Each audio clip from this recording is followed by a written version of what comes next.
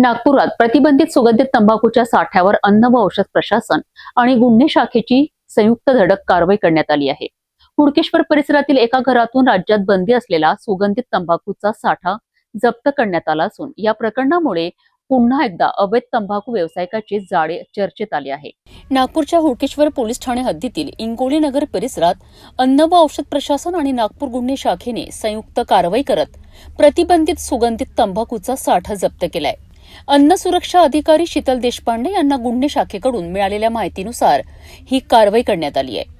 Plot क्रमांक 164 येथील घराची तपासणी केली असता महाराष्ट्र शासनाने बंदी घातलेल्या गोल्डन सफारी 999 या सुगंधित तंबाखूचा साठा आढळून आलाय।